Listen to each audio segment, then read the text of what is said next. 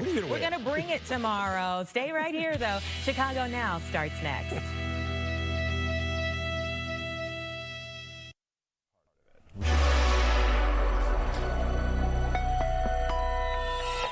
Oh, hey, guys. Oh, hi. Hi, the sun is out. It's back. Oh, yeah. Hey, by the way, I don't know if you guys can hear us back there in production, but our cameras aren't working on this. It looks like we're off air, but then we look up and I can see that we're on air. It's jarring. We're used to seeing monitors. There they are. Hey, everybody. Okay, so here's the thing. Yesterday was a little bit wacky with this weather. I just want to touch on that briefly. Do it. We had heavy snow yesterday morning. Out of nowhere. Yes. And so I wanted to give you guys some good news in case you haven't been outside lately. Yeah, look at this live shot. We've got the sun back.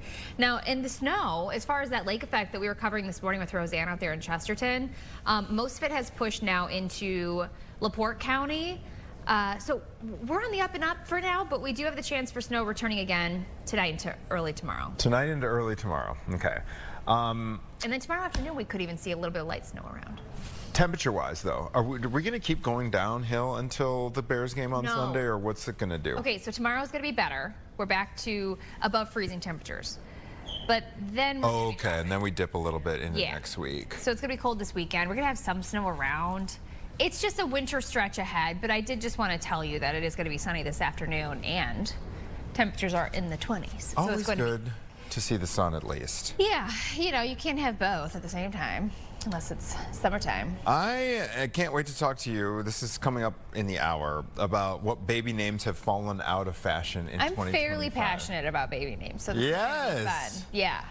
Oh my gosh, we're going to have fun talking about this because the lists we normally see just have to do with the names themselves, but the list we're going to go through is interesting because it breaks it down by things like the starting letter of the name. So apparently what's fallen out of fashion for both genders is names that start with D and names that start with K. And the other thing, and I'm curious to talk to you about this, Caitlin, because I like to do a sing-song thing with Caitlin behind the scenes where I'm like, you know, saying the names of all the people in her family. It's Grady, Birdie, Darcy, Bodie. It's E. And this list is saying that boy names that end in E, like Grady, for example, or Brady, or Kelly, for example. Kelly is a cute name for a boy. It is, and those have apparently, Jerry, Terry, those names are apparently on the down. Like they're less and less popular. So this is how that's why I'm intrigued by the list. I'm curious to see what the results are about the unisex names, because you just said Kelly. It's a good boy's name, yeah.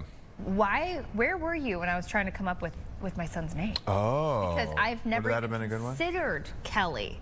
Kelly is that's so darling. There's a Kelly that lives across the street from us. Oh. Yeah, and he's like my age. So his parents were on the I tossed around the name Ashley because there was, I forget which professional athlete, I think it's a hockey player that had a name Ashley, and I was like, Grady.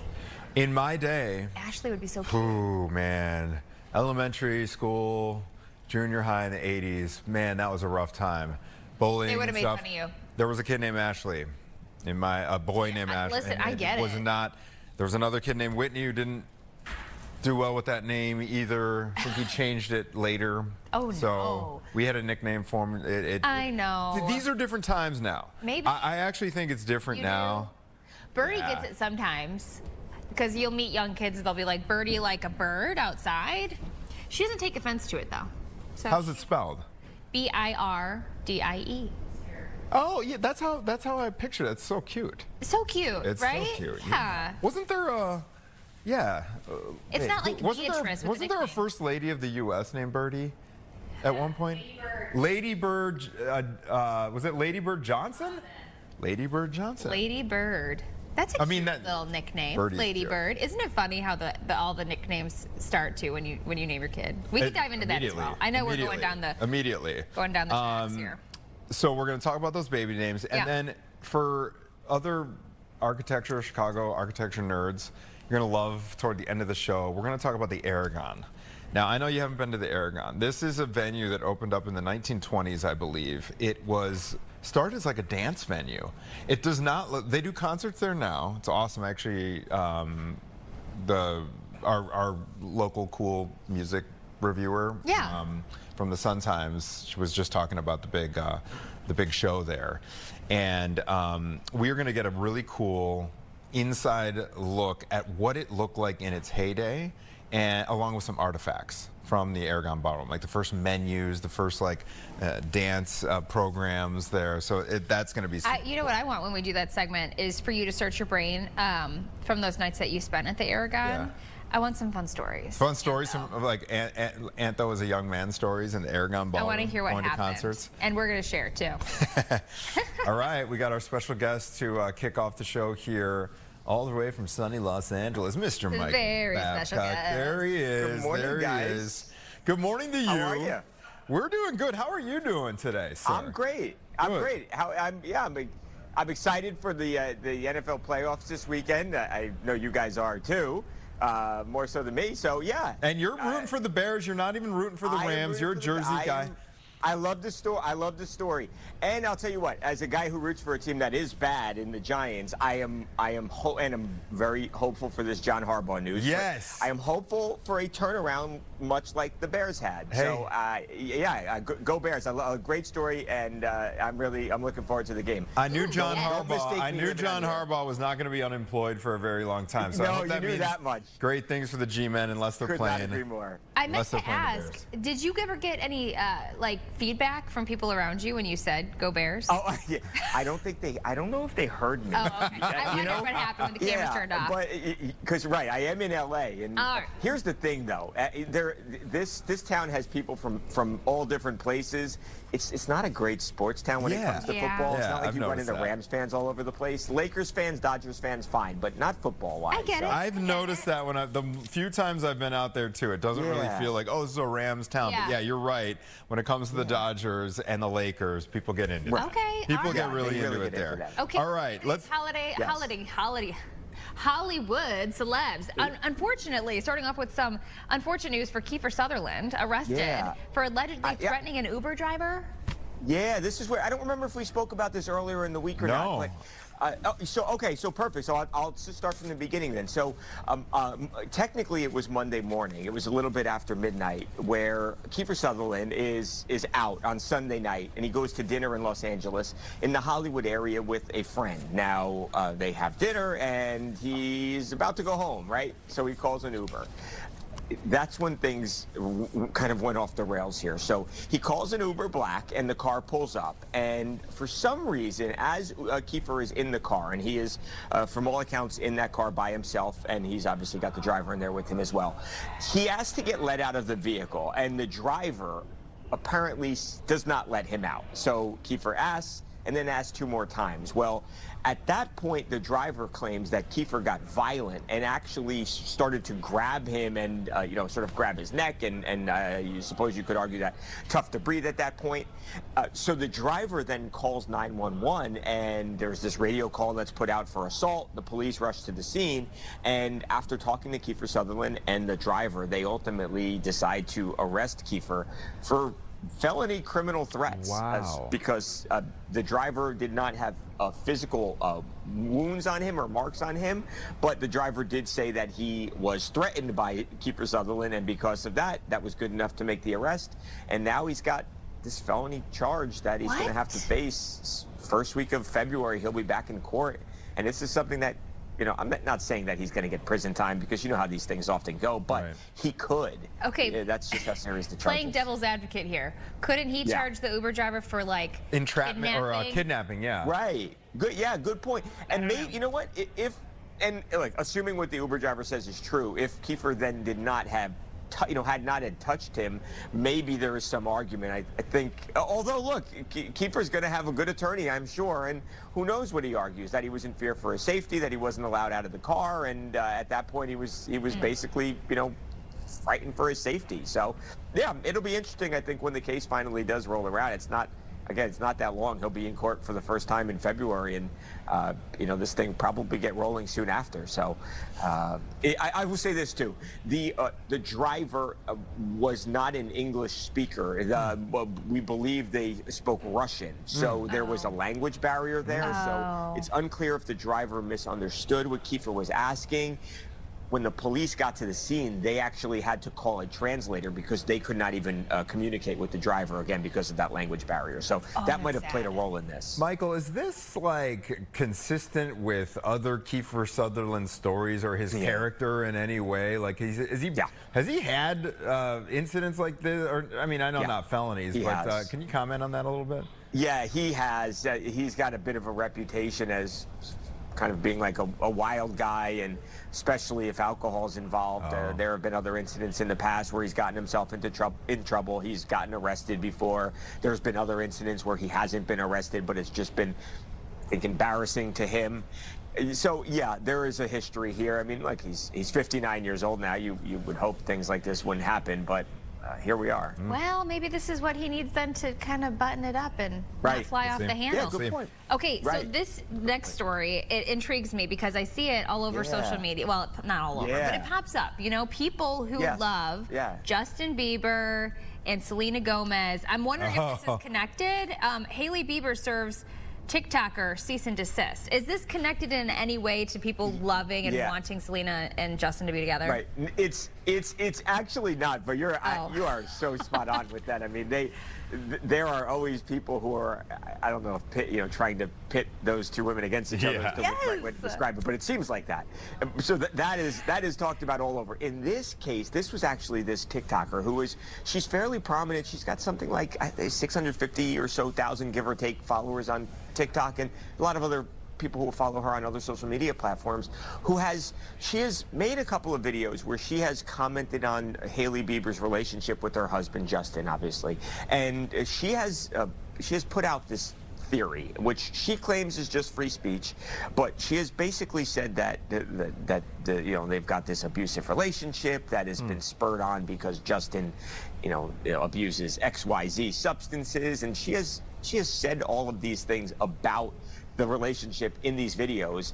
And if she thought she was too small, where perhaps Justin and Hailey wouldn't find out about it, they know, and now they have gone to their attorneys and they have drafted this cease and desist letter, and they've sent it to her, and they've basically said, hey, if you don't stop making these videos, and that means never talk about Justin and Hailey again and take down everything that you've previously said, then we are going to sue you. And and it's funny because you think maybe Justin's been the more successful one. I mean, she's got hundreds of millions of dollars now because of the sale of her makeup brand. So they have all the means in the world to do this. And this TikToker is now saying, look, this is a free speech issue. I have the right to my own opinion, and you should not be threatening to take me to court. And she says, look, this is really frightening for me. She's asked her followers to sort of, kind of pitch in ways and help her, because she seems like she's gearing up for a legal battle, and I suppose she's going to try and take them on if they do take her to court.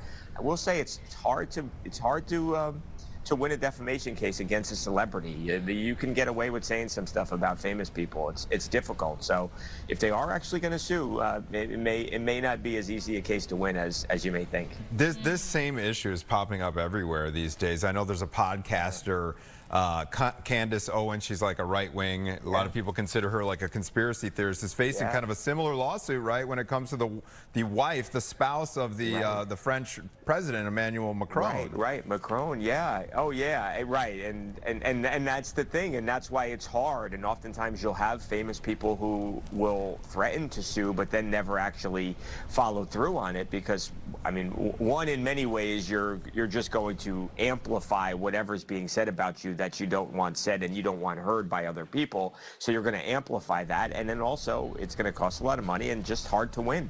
So I think that's why oftentimes you'll see famous people threaten to sue, but ultimately it doesn't happen. And I guess here we'll find out how serious Justin and Hailey are about this. They say they're serious, but are they? I don't know. Here's my suggestion to Hailey and Justin. I've only seen it in movies, but if you have a bunch of money, couldn't they just be like, hey, here's a little bit of money, just please stop talking about us? Do you know what I mean? Well, I don't know how that works. Yeah, they could, but I think then if she doesn't go along with that, and then she's going to say, hey, they just tried to pay me off because all this stuff. Then it backfires. Then they're in real trouble. That's true. Well, that's real guilty. Michael, thank you, sir. Thanks for the update. We'll be checking back in with you. Thanks for having me. I appreciate it. Go Bears. Go Bears. Take care, Michael. Yeah, that's tricky territory, because you can, when you're a public figure, it's an assumption of risk in many cases that people are going to say things about you as a public figure, but you can't just I guess here's you my can't other just side. make stuff up and throw it out there. So I just suggested that they pay her off. Okay, fine. Let's take the extreme opposite. How about you just don't care what people say about you? You've got all the money in the world. You guys are in love. You're successful. You're happy. You're in your bubble. Just ignore the noise. That's another. I think that is very sensible. It's like probably it's where like you a should fly on your shoulder. Right. You know what I mean? They're Talk worth all you hundreds of want. millions of dollars. Yeah, let's go on vacation to the Right. Bahamas. Like, what Right. are we doing? Speaking of conspiracy theories, Oh yeah, there's this one one's kind of juicy. involving. I have heard of this. Yeah. Me too. It's the Super Bowl logo conspiracy. Let me run folks, and this is it pops up every time around this because every Super Bowl has its own logo, right? So here's the basics of the theory, all right? This Super Bowl logo conspiracy theory claims that the colors of the official Super Bowl logo, which is always released months in advance, predict the colors of the two teams that will play in the championship, suggesting in some people's minds that the NFL is scripted or rigged.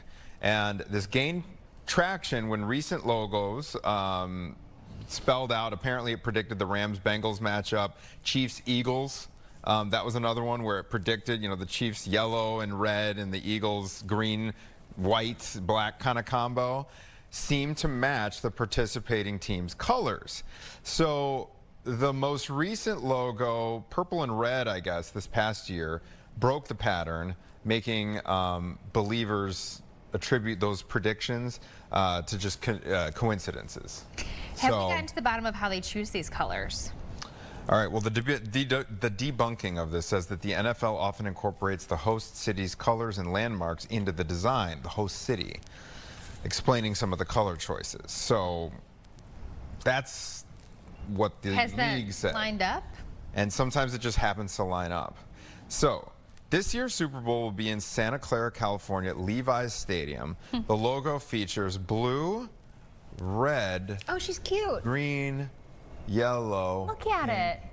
and purple. I can't think offhand of A lavender color. Yeah, no, I don't think any teams have that except during pinky breast cancer awareness month. Let's see, any other? Okay, well the Panthers aren't in it, but the up there, that's kind of that. What is that color up there? The blue, is that Teal? teal? The Panthers kind of have that color, but it's not happening. Is anybody green and green and yellow? Green and yellow, but the Packers, no, they're gone. That would have been. I think the good most call. prominent color is that purpley pink color. Yeah, I don't think it's happening this year, so I don't know if it's. I love I mean, that is the most adorable Super Bowl. I never learned the Roman lettering. numerals either, so or at least I don't remember them if I did. So like LX, I just don't even offhand know. The only one that I know is XX was Super Bowl 20, and X means 10. Well, I need a refresher, I think. L is 50. All right, so this is. What is X? Well, LX then, is that 60? 10. Yeah. So it's Super Bowl 60? Is that where we're at? Yeah, I guess we are. Wow. Because the Bears played in Super Bowl 20. Yeah. And that was 1986. It was the 85 Bears, but Right. 86. There you go. That's right. So it's Super Bowl 60. So Santa Clara, California, There we go. Levi's Stadium, blue, red, green, yellow, pink, and purple. I mean, could they pick another color? I feel like they've used every color. Yeah, for there's this no- one. But Santa Clara, what a fun vacation! If you It'll be a wanted good time. It'll be if a you good time. could go to the Super Bowl, that's the place to go. All right, so if the Rams make it, their blue and yellow color scheme would necessitate at least the red part. Yeah, the Rams? Is what it says. Yeah, from the Aren't the Rams yellow and blue? Yeah. So I guess At it's least yellow the red and blue. from the AFC team Yeah. in order to make the logo conspiracy work. The Bills, Patriots, and Texans all feature red in their logos, but no one, not even Denver Broncos, feature green. Yeah. So that's the wrap up. Yeah, so I don't think it's happening this year. And then the only thing the Bears have representative there would be that little pyramid. Okay, that's like you could argue that that's like the Bears Navy. So I don't think the conspiracy theory holds up this year at all. What do you hope is going to be at the Super Bowl? A certain team from a certain city. Well, I'm saying, who are they going to compete against? I don't have a preference on that. You mean you want the Bears to go to the Super Bowl? Yeah, exactly. Okay. You know it doesn't matter to this team. They'll come back in the fourth quarter and Yeah. yeah. All right. Exactly. All right. All right, we're going to take a quick break. Okay. Then, hey, Caitlin, get ready. I want to talk about these names. We are going to dive into the baby names that are facing extinction in 2026 when we come back.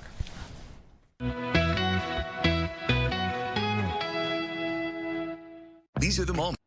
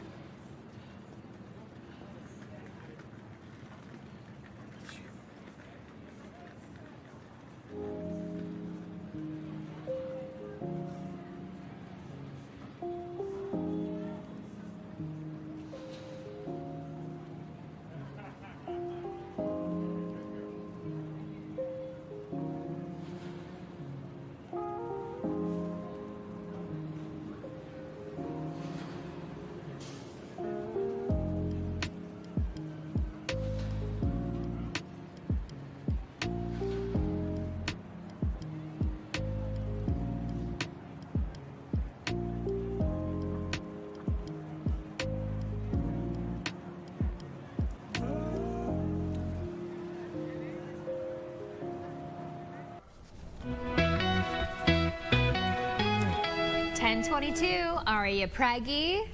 Are you thinking of names for your future babies?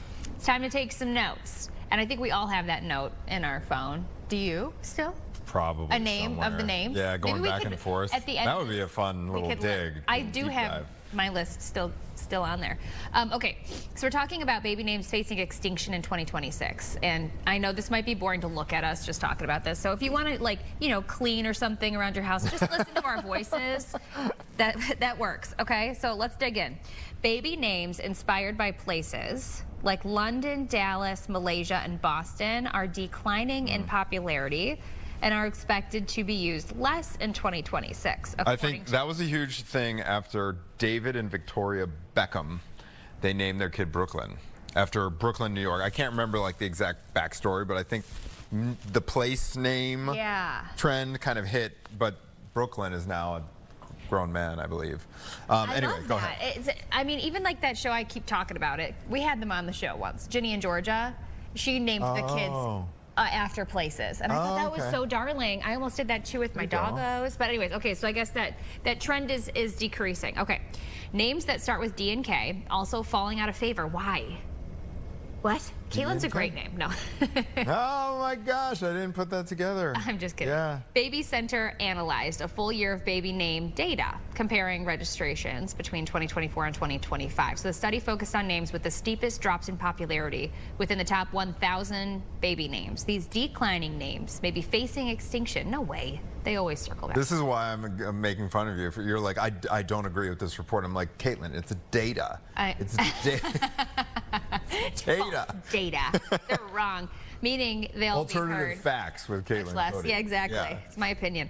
Unique or non-traditional spellings are no longer trendy. I get that, because who wants to try to guess how to spell your name? Examples falling out of style include, these are the weird spellings of names, okay? So no offense. Exactly. Okay, so first of all, this name is so cute, and I haven't seen enough of these, okay? So if you're pregnant and you have a little girl in your belly, Charlie, great name. Solid name for a girl, super cute. But the spelling, this is unfortunate. Come on. Charlie. So like CHARLIE. A-R-L-E-I-G-H. Don't do it, okay? I'll just go down the list that you see on your screen here. McKinley. Okay, that's how you spell McKinley, though, isn't it? Oh, these are just names declining. That are declining, Okay, but so no, but the list on our cards here is so funny because these alternative spellings, like Madison, for example, with 2 D's, it's like, oh, that'll make you super unique. No, that's just going to complicate your life. Madison. To have 2 D's. Yeah. Anyway. And then Emmett but this one actually makes sense to me. Okay, Emmett, if you spell it E-M-M-I-T-T. Instead of E-T-T. Emmett, I feel like it should be spelled that way, to be fair. Olivia, spelled with an A. Excuse me? I know someone with that. No. Yeah. And what's Olivia? Adina, what was the point of that? I mean, is it just to be different? They wanted to call her Allie, A-L-I. Oh. So then, okay, Allie. so if you can't hear it, our producers, Mike, they named her Olivia, A-L-I-V-I-A, so that they call her Allie. And then I guess my question was, well, you could have just named her Allie. Exactly right. If you Although have a nickname that you really, really like, and you're like, oh, I'm gonna try to think of a name so that I can nickname my kid this, just name your kid Just name your kid that. You don't Yeah. have to go around any hoops. You're the one that decides. Although so my wife, our second son's name is Geronimo. For Jero. But it's Jero, okay? And the reason that I allowed it in this case, Geronimo, we don't call him that, he doesn't go by that, is if for some, this is my thinking and he can do whatever he wants, he can change it. We call him Jero, J-E-R-O. If he were to, like, I don't know, become some kind of famous like artist or pop musician or something, then maybe it would be a wise move to upgrade to Geronimo because it's such a dramatic name. And that sounds like kind of an artist. Hey, Geronimo. We used to play that for him. Oh, cute. But it's Jero. So love that was why I allowed it in that case. But I think I'm generally. Did I offend you with that? Not at all. Not at all. Okay. But here's another example of that, Caitlin. Yeah. When people name their kids a certain thing and have their middle name be a certain thing to go by the middle name. Yeah. Does that fall into the category for you of, well, if you're just going to call him that, just have his first name be? Absolutely, 100%. And I don't care if it's because you have a first, second, and third, because I have that in my family. And you just, yeah. Why did you even do that? Yeah. Yeah. I don't know, but that's just me. Yeah, it's all subjective. Let's just keep it simple. Yeah. Okay, so girls' names starting with D and K are on the way out, as mentioned. Danielle, Dylan. Oh, that's cute. Girls named Dylan. Ooh. Kenna and Kinley. That's cute too. Kinley is cute. All right, boys' names starting with D and K are on the way out. Dominic, Dev. I like Dev. Hey, Dev. I like Dev. Dev Patel. Dev. Yeah, That's cute. I had a great friend named Sounds Devin. like Kev. That's like my brother, Kevin. Yeah. Kareem. And then Killian. Kareem. You're looking at different names than me, but that's okay. You don't have a Killian on there? No, I have Kareem on there.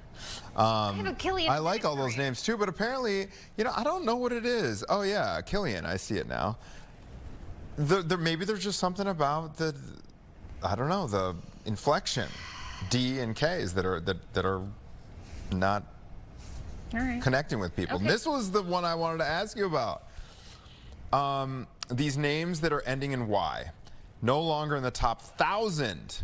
Huxley, Grady, Ray, Corey, Harry. I always loved Harry. Harry's very cute. Grady, no longer in the top 1,000. That's your husband's name. Ever. Grady is like a weird combo of like Brady. Where did he get his name? Family name. It's a family name. Yeah, I think it's like a last name? No. Because I would think that as a last name. O'Grady or Grady. Yeah, that'd be cute. Yeah, it's different. Sheriff Grady. And I've never heard of another Grady. I actually kind of did the same thing as I'm saying this with my son's name, Bodie, because it's usually Brody, but I did Bodie. Brody, yeah. I went to school with a Brody. And then Bodie, to me, I love that because it's like, it makes me think of either skiing or surfing.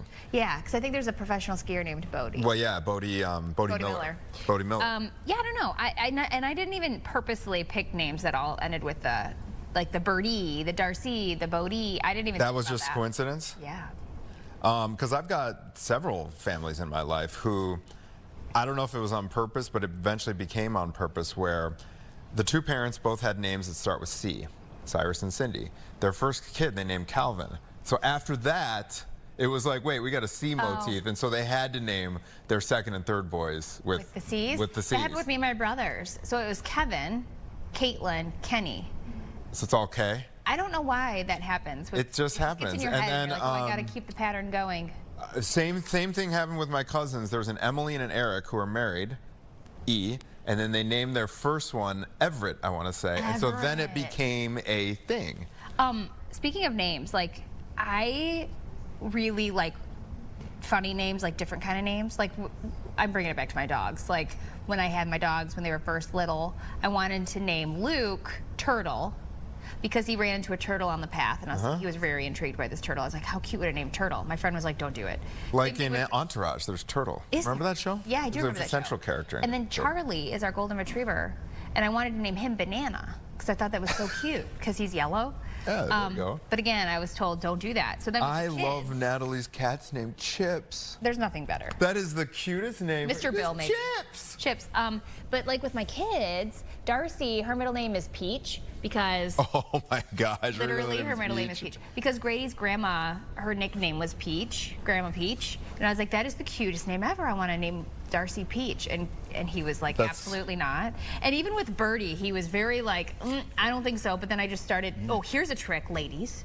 While you're pregnant, if your spouse disagrees with the name that you like, just start calling the baby that name, and then it sticks. And then it sticks? Yes. Wow. That's what happened with Birdie. I was just like, oh, baby Birdie. And so then eventually, You get to know it as that? and Grady was like, all right, fine.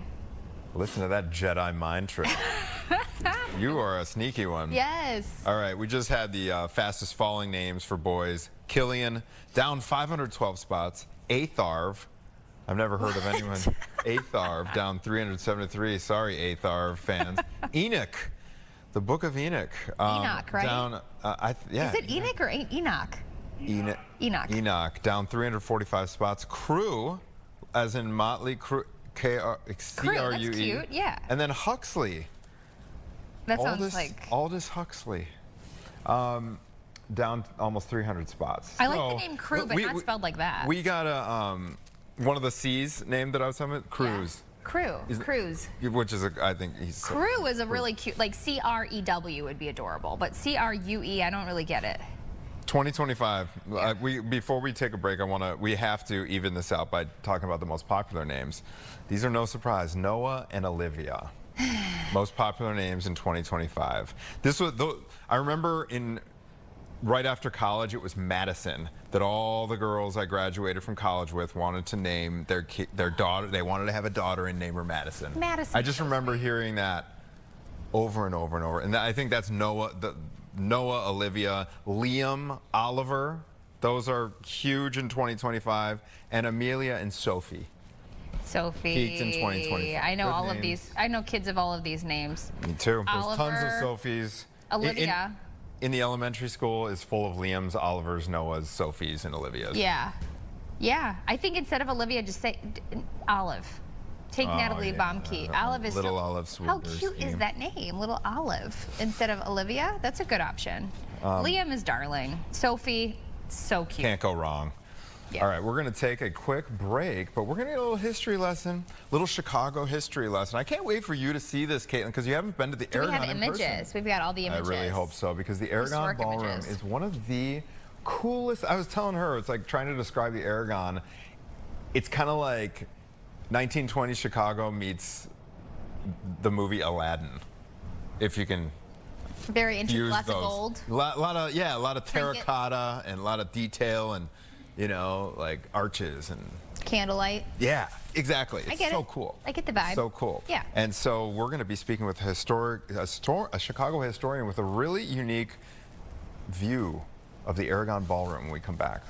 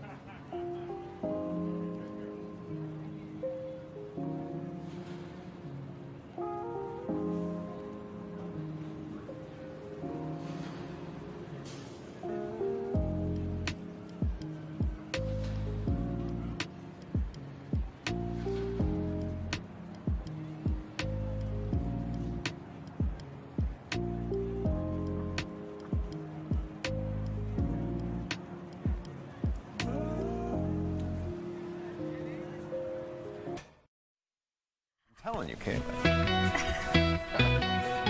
Welcome back. Caitlin's mind's about to be blown. Yeah. That a venue like this exists in Chicago and has now like for this. the last Is that bad? 100 Is that bad? years. No, it's fine. Okay. This is an artifact right here. I don't know if we can zoom in on this, Brad, but you're going to want to see. These are some really clear images of the Aragon Ballroom in its heyday. Now, it still does look like this. I mean, it's a little bit in disrepair now, but the Aragon Ballroom in Chicago's Uptown neighborhood is about to turn 100 this year. And one local historian was able to get her hands on a really cool piece of history. Right now, you are looking at a menu from the 1940s and a booklet of dance topics. Ooh, dance topics. Layla Royale is here. Hello. With a closer look at this, Layla, how did you come across this thing? This is absolutely awesome. So I found this on a very magical place called eBay. Yeah. Yeah, I've had a few people ask about it and they think that like it's this amazing thing that I found, but it's not an uncommon thing to find on eBay, both the menu itself and then the other thing that I have inside of the menu here, the dance topics. Which is just kind of like a program that they would have printed out weekly back in the 1940s and I believe the 30s and the 20s too. That A is so dance cool. So topic what is a list. dance topic? Is that like a Like the vibe of the a dance. theme? It's basically just promotions for what was going to be happening at the Aragon Ballroom over the next week or the next month or so. So the dance topics here, so this one is from May 29th, 1948, and it's advertising Guy Lombardo and his Royal Canadian Orchestra. They're performing, I think, just for one night, and then they have Henry King and his orchestra as well. So this whole thing is basically just promotion of what you can see at the Aragon when you go there next time. So they have this ad on the front of it. The inside is basically just the same thing. So it talks about all the different things you can do at the Aragon Ballroom. So for instance, you have like here, it'll talk about how the Aragon has a parking lot, so you don't have to worry if you're not taking the L, you can park there. They have information about how it's air conditioned there. You can have, for a perfect likeness, have your picture taken at Aragon's photo studio. I always think about that as like the Instagram of the 1940s, right? You could go there with your friends, get your photo taken, wait a few minutes, and then get that as a souvenir to take home. So Dance Topics is basically advertisements for how great the Aragon Ballroom is and everything you can do when you're there. Okay. Brad, can you put up the prices on some of the food items? We had one image of that. It's so awesome to see. Like, look at this. Look at these prices here. The I can wine get on list board. there. 25 Yeah, right? cents. Yeah, okay, so I've got a question. I'm sure you've dug in to the history of the Aragon Ballroom. It is. Can we talk about who started it, who created it, who named it, who designed it? Just Yeah. the beginnings. Sure. So the beginnings of the Aragon Ballroom, it was built by the Karzis brothers, William and Andrew Karzis, opened in 1926. Now the Karzis brothers in the 19-teens, they had a small movie theater chain. Movie theaters, of course, are exploding in popularity. 19-teens, 1920s, there's a lot of money to be made there. But they decided they wanted to try a different route and go for like fancy ballroom dancing. So the Aragon is not the first ballroom that they opened. The first one that they opened was the Trianon Ballroom on the south side. And they opened that about 1922 or so, and they had a lot of success with it, so they decided to try and replicate it and open up the Aragon Ballroom on the north side. So this is, of course, right at the corner of Lawrence and Broadway. It's already a huge entertainment district at the time, and they wanted to put in the Aragon. Now, the Aragon was built by the architectural firm of Huzog and Hill, and it was designed on the inside by John Eberson. John Eberson was an atmospheric theater architect, and Aragon Ballroom is not a movie theater. But I call it a movie theater all the time because John Eberson, who designed it, did mostly atmospheric style movie theaters.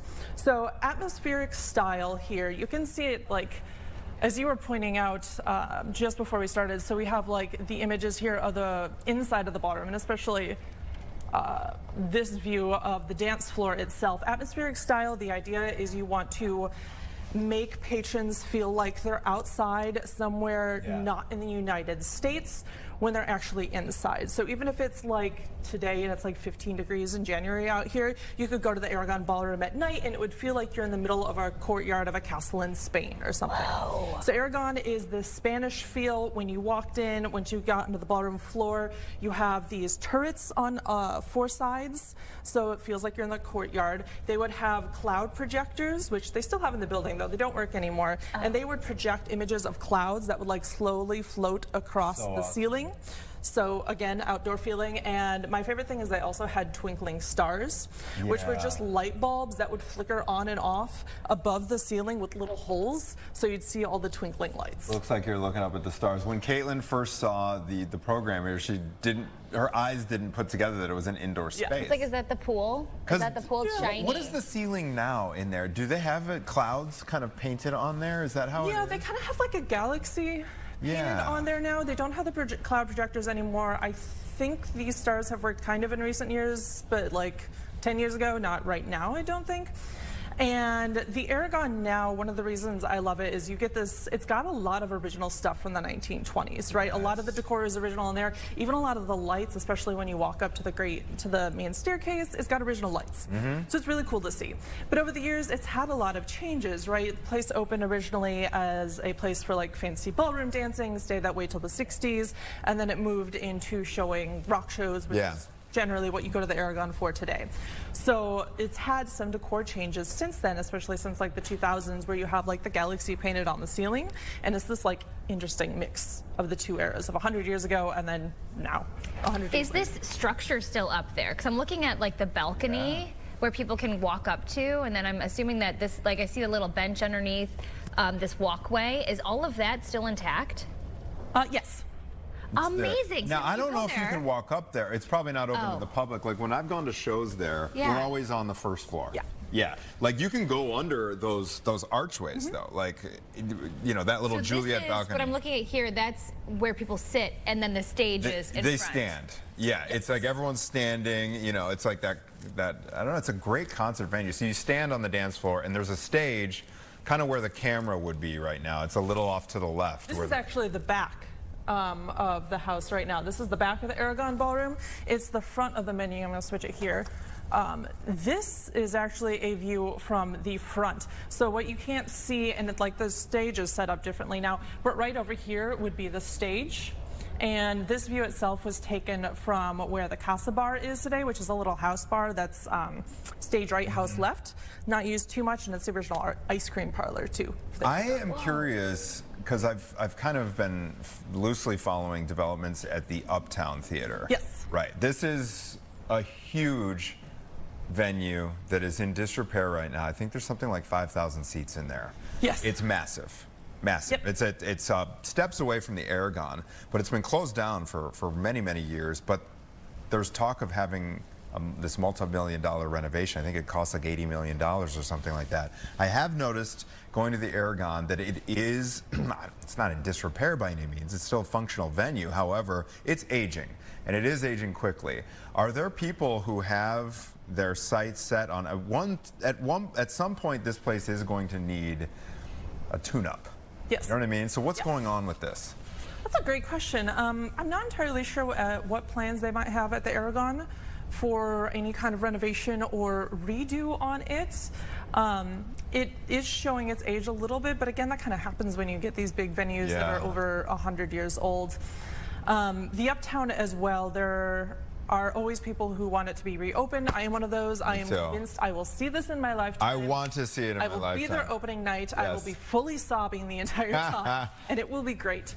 Would you know offhand where that project stands with the Uptown Theater?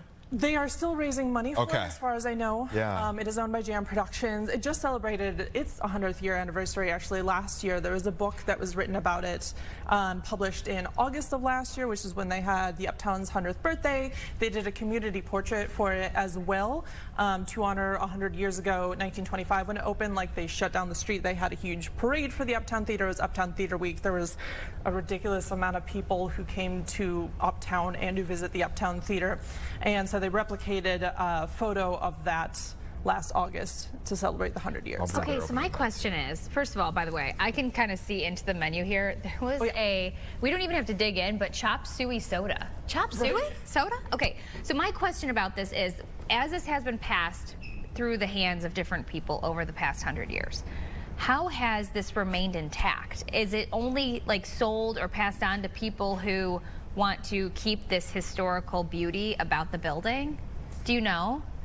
I don't know, but I can give you my best guess. I doubt that someone held on to this because they are thinking of history. I think someone held on to this because they remember the night in May of 1948 when they went to the Aragon Ballroom. And they took this menu and they have their dance topics program to remind them what they saw or what they were going to see. That's so, yeah, I think you're probably right. Yeah, you'll see collections like this. This isn't the only thing from the Aragon Ballroom. I have something else I have at home is a photo of a couple people. I think they're sitting in, you know, that moon you see from 1920s photos from the photo studio, and it is with the dance topics. So I imagine it's someone who went there, had a wonderful night, and they just want to remember it, so they hold on to it. Eventually they pass away, it ends up on eBay, and then you get historians like me. That's so cool. We just flashed your Instagram handle, your social media handle out there. Do you have, is that a personal account there, or do you have like history artifacts on that if people follow along? Yeah, it is a Chicago history account. Okay. So I post daily little short stories about something related to Chicago history or current Nice. Chicago events that are going on.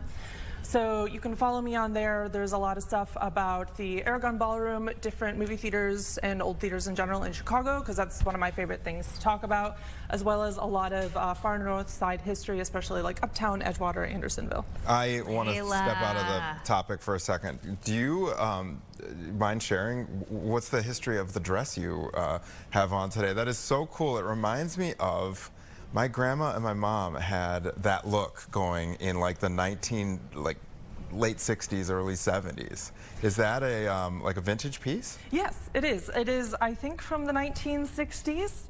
I bought it about 2 years ago from the Andersonville Vintage Market, which is a market they have over the summer, and it's my favorite color.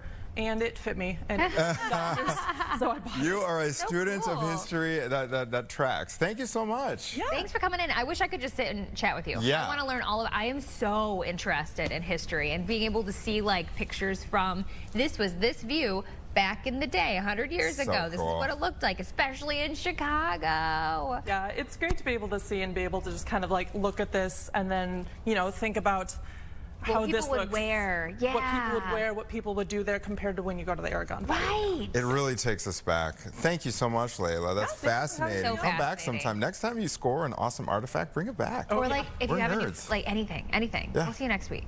Exactly. 10:48. We're gonna get to some more trending topics right Including after the this. Bears. Yeah, including the Bears. We're gonna. Oh yeah, we get to talk with Peter Fonseca.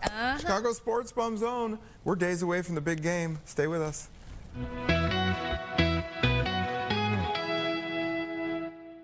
My husband.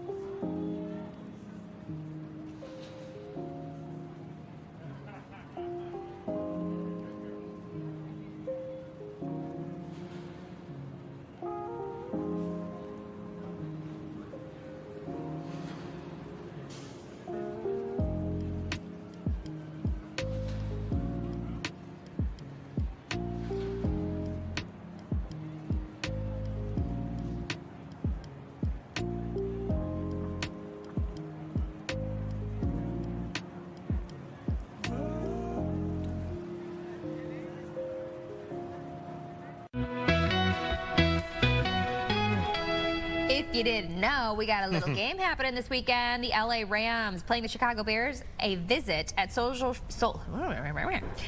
Field Sunday for the NFC divisional playoff game. It's the first divisional playoff game the Bears have had since 2007. So we are diving into this with Chicago sports bums, the one, the only, Peter Fonseca. Good morning. Peter, how you feeling? Hello. We got, what, 3 days to go before the big game? How you doing emotionally, sir? Roller coaster, I would say. But now we're focused, tunnel vision. We've moved past the Packers. We're looking straight forward to the Rams.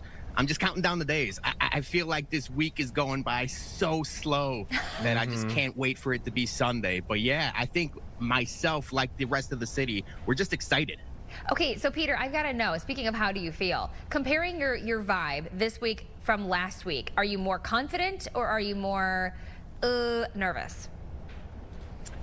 I think I'm more confident only in the fact that I feel like now the Bears are playing with house money. And I know that's been said a lot, but the Packers were their pinnacle of, like, we had to beat them. Like, for the sake of the city, for the sake of morale, for the sake of everyone, they had to beat the Packers for our sanity, basically. Now you look forward, there's no real rivalry with the Rams. I know Ben Johnson and Sean McVay seem to have a little tiff because Matt LaFleur was a disciple of Sean McVay. But realistically, I have no issues with the Rams. You could treat them like just any other team. They are a very, very good team. But I'm more confident this week than nervous, if you will. I agree with that. And Peter, one thing that occurred to me when you were talking about how, kind of finally getting over the Packers is drawing the metaphor, the comparison between, remember the Bulls back in the late 80s? We needed to get past Detroit. And once they got past the Pistons in 89 and 90, then they were off to the races. I'm hoping that it'll be the same thing in this situation where, like, this game here represents the passing of this Packers phase in the rivalry. You know what I mean? Because we've been on the losing end of this rivalry ever since I was a kid. Yeah, so it almost feels like there was more eggs in the basket with this last game than this upcoming one. Like the weight is lifted. Okay, so let's talk about this game. As you look at the LA Rams, what can we expect from this team? What do we really need to step up this week as opposed to even when we face the Packers? Tough. They are a very well-coached, well-balanced team. I think I sat here last week trying to manifest the Bears showing up for 4 quarters. And they did what they did at the rest of the season. It was the cardiac Bears come from behind. It was a tough scene, and we were all nervous for 3 quarters. They really do have to play 4 quarters this time. The Rams offense is just about as good as anybody in the league. They have Matthew Stafford, who's been in the league forever. He's seen every blitz under the sun. Nothing's going to fool him. They have arguably one of the best wide receivers in the league, Puka Nacua.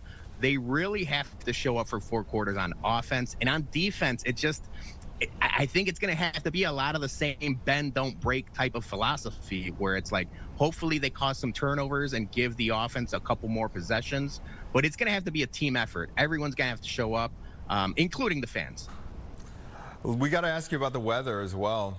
Caitlin's sitting right here, our meteorologist, but she's been talking all week about how cold it's going to be on Sunday. We have a team visiting from Southern California.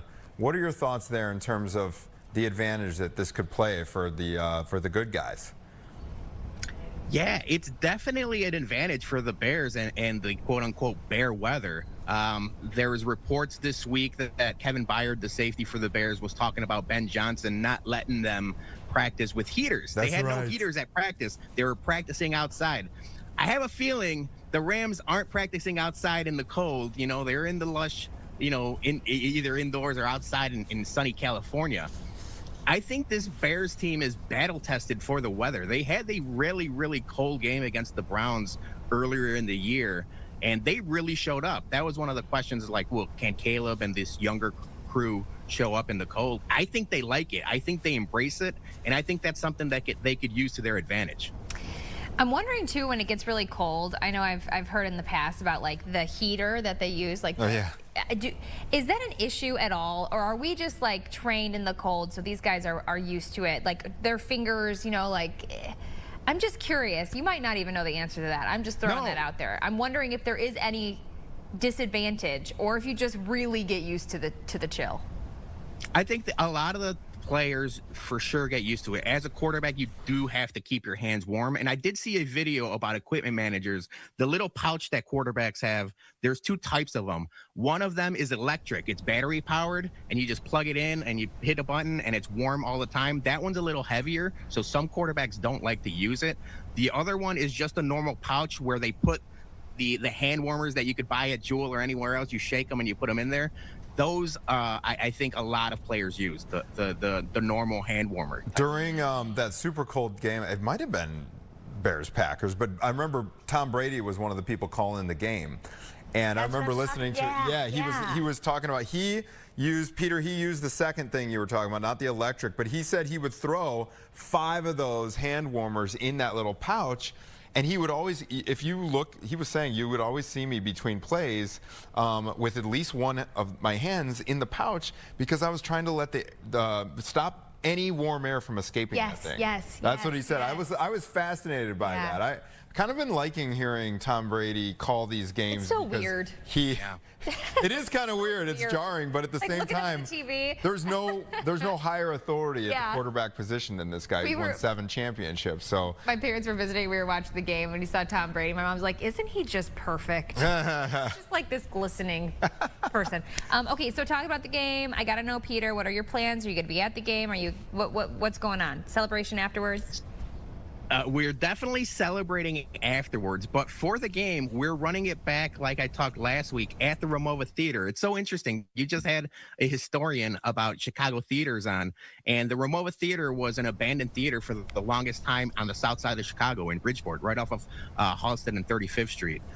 It's been renovated. The owners are great people. They've been hosting concerts there, and they've been hosting our watch parties in their loft, which holds about 250 people. Wow. The demand was so high starting in the playoffs that we've moved it to the actual concert venue. So we're hosting, along with the Ramova Theater, the Crew Chicago, and Chingon Deportes Network, we're trying to host the largest watch party on the south side of Chicago. We have 1,000 RSVPs. Yes. It's sold out. And it's going to be an awesome time. Oh, that's gonna that is the place to go. I'd rather be there than in freezing my butt off. Same Peter, vibe. go Bears, bear down. Thank you, sir, for joining us. I hope we are checking in under good circumstances next week. Let's run it back. Let's just keep doing this until the Super Bowl. I love it. We're good luck. Peter Fonseca, Chicago Sports Bums. Bear down. All right, bear down. All right, we got another hour of Chicago Now coming up after this short break. Stay with us. There's the rundown. Game Day Live, 12:30 p.m. on Sunday.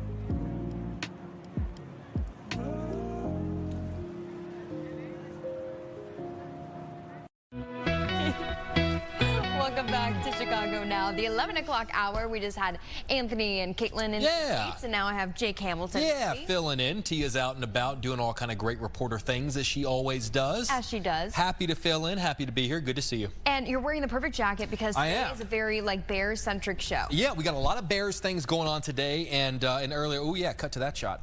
Earlier today, I was out at the Bears Pro Shop at Soldier Field, where they have so many different things. Obviously, you know, a lot of people are feeling excited about Sunday's game. They're getting excited, and they kind of want to look their best. And, you know, they also have all kind of, you know, championship playoff gear that's, you know, specific to this moment. It's a nice timestamp. We're going to be talking to Clark Street Sports here very soon. Sure. And I'm going to ask them, like, what do they do, you know, when maybe everything doesn't sell out? Like, I know that's big ticket items, like ticket items that people are looking for. But like, what do they do after? It's a good question. I don't know. Like, you know, but then again, you know, there's also like, I'd imagine there's a lot of 2016 Cubs stuff still floating around. That's what I'm saying. And you know what? And yeah, now that is valuable. You know what's funny? I think it was a documentary or something, and maybe you know more details. But when, like, for the Super Bowl's championship, they make T-shirts for both people, like whoever wins, right? Yeah. And they have them on standby.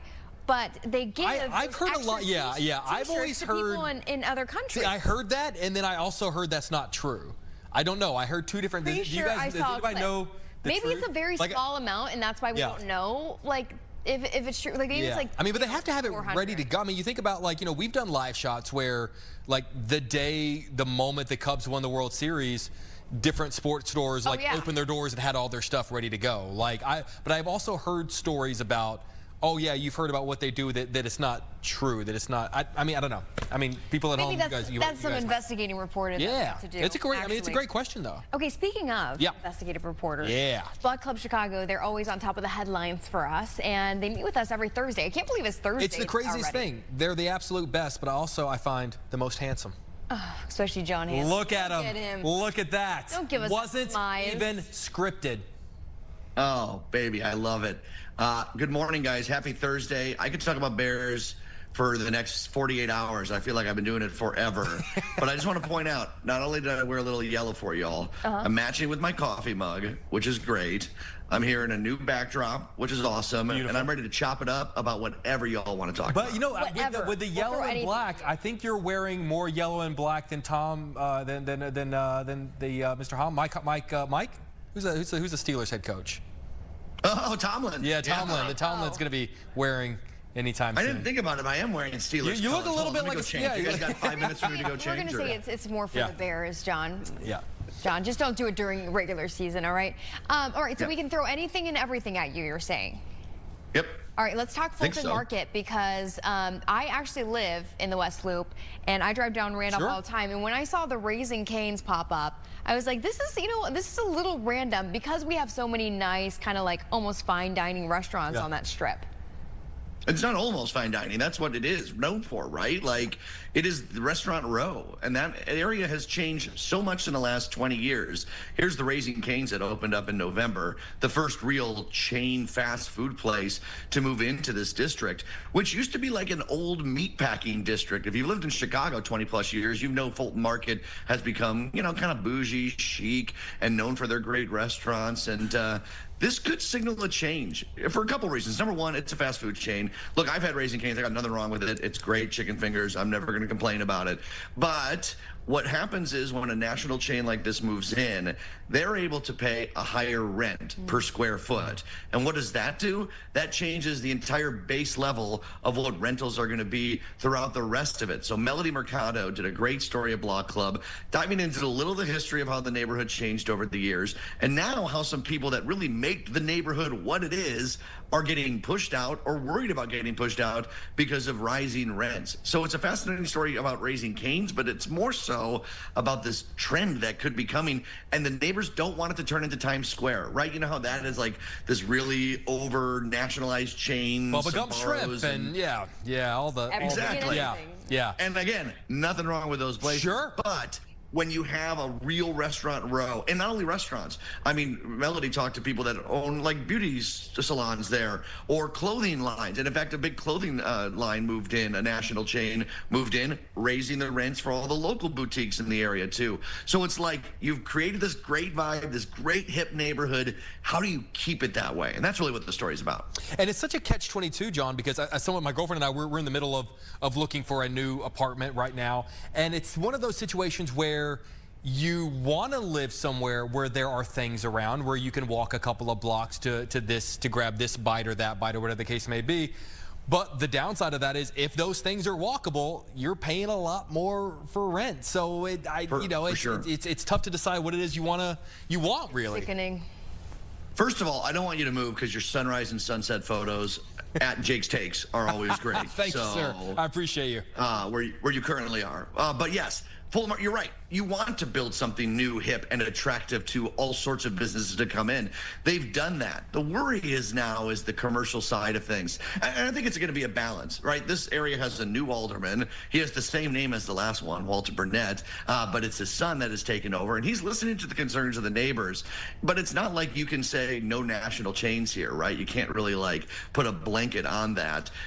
You can have local pushback and zoning changes, but you can't like all out prevent businesses from coming to areas if they meet all the qualifications. So it's a matter of how do we do this? How do we keep rents where they are going to attract these higher end restaurants, but not push out the local people that are trying to do it? Melody talked to chefs that have worked in the neighborhood forever and people that have been business owners who used to be able to grab their own sandwiches and stuff at little corner shops for $5, $6, $7, $8, and now they're getting pushed out just even living in the neighborhood. So it's a great story, and it's like at the heart of what Block Club does as we cover these neighborhoods and their changes and how neighbors kind of ebb and flow between the pushback of it all. You know, and it does come during a time where we just had an announcement yesterday about Time Out Market down the way, just down the street, and that had a bunch of, more local vendors. People had an opportunity to go into this hot spot. And serve some of their food in one spot. It's a change, and it's going to be interesting to see how it looks in 10 years, I think. Yeah, right. We'll see. Well, speaking of kind of things that are happening with the public one way or the other, there's 3 words that I was not expecting to talk about today: basement paper mill. What does that mean exactly? It does sound cool. This is in Bridgeport, and this is called Chicago Pulp. And the pulp we're referring to here is, I can't even explain it, but it's the wood that's ground down, essentially soaked, and turned into paper. So here are the owners of Chicago Pulp demonstrating for Patrick Philbin, our reporter, how exactly it works. And you wonder, what the heck is this doing here? I mean, we can buy paper anywhere, but paper and the art of making paper is just that. It is an art. And the founders have separate paths on how they got here, but it's through that art. They met at the Art Institute of Chicago, where they learned this craft and learned how to make it an art form. We think of paper as it's three-dimensional technically, but we think of it as like a flat surface, right, that we write on, we draw on. But there's so many different types and ways you can do it to actually shape it into a much more depth, three-dimensional sort of thing. So that's what's attracted people to it. So you can come, you can make paper, you can use it to make art, you can learn how the process works. It's in the basement of this warehouse, and people love it. It's just a slow process too. I think that's what some people don't ever want to experience, is the slowness of making paper. But there's like an art and almost like a Zen-like quality to it too, of like being there through the creation of this very basic thing. Paper and papyrus has been around for, oh my gosh, millennia, of course. But the art of making it is maybe a lost art for people that aren't, that just buy it from Staples or wherever you get your paper from. So I think it's a cool story of just like people exploring a not newer, but like an art form that maybe some people are not aware of, and they can dive into themselves. It's a great, but you mentioned, obviously I know something like that, it does take time. You mentioned it's a slow process. When you say slow, what does that mean exactly?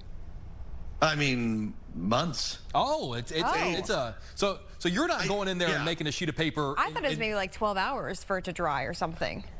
Well, I mean, right. So there's different like layers to like making the pulp, and they make their own pulp ahead of time. So yeah, maybe I'm thinking months is when you're cultivating the pulp itself outside, you're drying it, you're taking the wood. I think, yeah, you can do it like within a couple hours, like the final processes of it.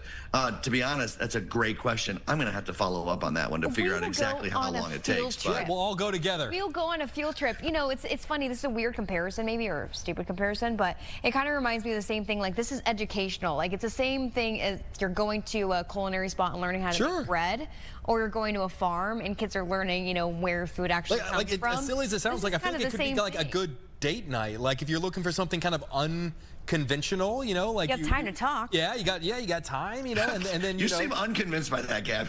I mean, okay, but imagine like first date, you guys go make paper, and then he uses it to. I mean, you're married, but like he uses it to like write something cute on the sheet of paper. Okay, but like as opposed to like, hey, you want to go get a drink? Like at least like there's effort there. Like it's trying to do something. John, back me up, man. Jake, you're absolutely right. Who does not want to spend 4 hours together in silence to get to know each other while paper's being made in the background for a date night? You know, actually, that you say that, I think you might be right. You have to fill the space with conversation. No, I'm not. You're all a bunch of jerks. You know what? You are thinking out of the box, Jake. You're thinking you know what would be great? Pickleball. Friend there, pickleball would be great. You like that transition, kids? Ooh. Look at that, broadcast professional. Yes, wait, 24-hour pickleball? Yeah, this is I wild. didn't read this. Yeah, this is crazy. This is SPF, which has been on the north side for a long time, which stands for something I can't. Oh, yeah, social play and fun. I knew I'd have the answer somewhere in the story. This was written by Alex V. Hernandez, who covers the northwest side. Old Irving Park neighborhood, allowing players to access the courts 24 hours a day, and players are already playing matches into the early morning hours. This is like a lot of gyms that are open 24 hours, right? Like you get a code, you're able to scan in, scan out, you're trusted to be in the facility. But they've even done tournaments where like they start at 7 p.m. and they do it till winter stays, and you have to get through everybody. And one recently went till 3:45 in the morning of pickleballing, which, again, great date night, Jay, because the night can never end, right? There you go, 12 hours, baby. Trapped. Well, you start the paper making process and get it going. Couple of rounds of pickleball, come back, paper's done. Yeah, we have some notes for SPF, actually. I'm telling you. You're going to, I mean, that's a guarantee kids. of a second date. I mean, no doubt about it. Paper and pickle, love it, baby. The P&P. The PP. And wrap it up with a Pabst Blue Ribbon. Yeah, let's a PBR. stop it right there. Yeah, let's stop right there. I'm telling you, I'm giving you the concoction for love. Those weren't really, that didn't nail You are. Do you guys play pickleball? Are you a pickler, as they say? Do they say that? I am not a pickler, as they may or may not say. I have experienced it once. Like I did a live shot. Jake knows this. I used to work at another competitor across town, and I did a pickleball shot, and I actually did find it fun. I totally get it why. And now that I'm over 40, I kind of get it, like the wear and tear that tennis can play or these harder sports can play, to still stay competitive, to be social, to do it until you're in your 80s and 90s. People are doing this till, and it's competitive for younger people too. I live out in Downers Grove, and I like walk and run the track around, mostly walk, and there's a bunch of pickleballs, and it's packed all the time. So I see the vibe on it. I'm just not an avid pickler yet. Yeah, are you a pickler? You know, I've done it. I wouldn't go as far as saying I'm a pickler, but you know, I've given it a shot. I've given it. Are you a pulper? An avid paper maker? Of course I am. He's a soon-to-be. I have a healthy, successful relationship. How do you think I got there? Paper making. Yeah, he's actually already done it. He's just acting like I'm trying to sell you guys on this. I'm telling you. I don't know. Maybe He's an John, investor. He's actually trying to get us all to go. It's gold, Jerry. It's gold. I don't know. I will say, can I make one comment? Because you guys never asked me if I'm a pickler, by the way. Oh, were you just setting us up so that you could brag that you play pickleball? Every day. No, actually, but I have a place in front of my apartment, and oh my gosh, it's packed there all the time. It's pretty aggressive, though. Like, people get down to business. There's a whole group chat with like 200 people in it for the park system and stuff. Oh, yeah. And if you don't have the paddles in the right spot, like in line, they're going to call you out, and they're going to call you out quick. I've been trying to get the Fox 32 team, and John, you'd be welcome to join. I've been trying to get us to start a kickball league. Like, I would love to do like a kickball. Actually, that would be really fun. That would be really fun. I think there's enough people in the city that would be able to do it. I did play padel recently, and that's like a mix between, I think it's pickleball, tennis, and squash. And I like that. You know what? Because pickleball sometimes can be a little bit too slow. Maybe the people I'm playing against, because they're not. No one's fast enough for me. Of course not. But they do say that's the next big sport. I talked to one of the guys who started one of these SPFs who says that they're going to be doing a lot more of that. Was it padel? That they're going to be doing a lot more of that. Yeah, it looks like paddle, because it but is it's not. My brain doesn't have enough space for all these new sports that are being invented weekly. Jake, get with it. I can't. There's never been someone less with it than me. Next big thing. I mean, Jake, you got a lot in that brain right now. Look, let's not overstuff it. I agree. Let's stop right there. It's mostly just the hair, John. You know this. All right, we want to give a shout out to everything that you guys do over at Block Club. Really quick. Obviously, these were amazing stories. Where can people find more? Yeah, blockclubchicago.org. Become a subscriber. That really helps us doing it. And I'm so glad we got to talk about fun things today. We've had a couple months talking about deep and important things. But yes, but as someone filling in today, I was also happy whenever I saw the list of what it was that we were talking about. Always good to see you, and safe for everyone to say that they can see you and come say hello at any home Hawks game. Yeah, come say hi. Come give me a high five. I get a lot of people to say they watch on Thursdays at Fox 32. So I appreciate all of our viewers and Hawks fans. And go Bears! Yeah, we love you, buddy. All right, man. We'll see you. See you all right, guys. We got a lot of Bears stories coming up. It's just a coincidence that I happen to be wearing this jacket, but a lot of stuff coming up. What a coincidence coming up next right here on Chicago Now. Don't go anywhere.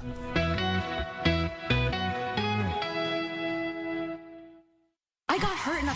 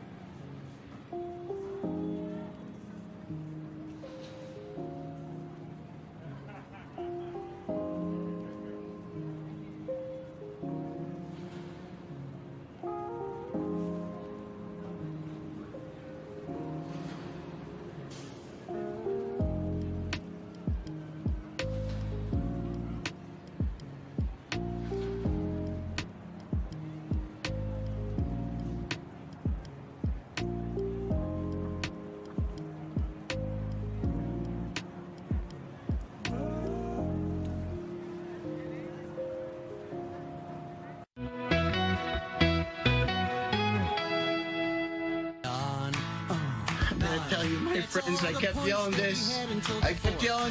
I kept yelling believe. And even I was struggling to believe. But you know what?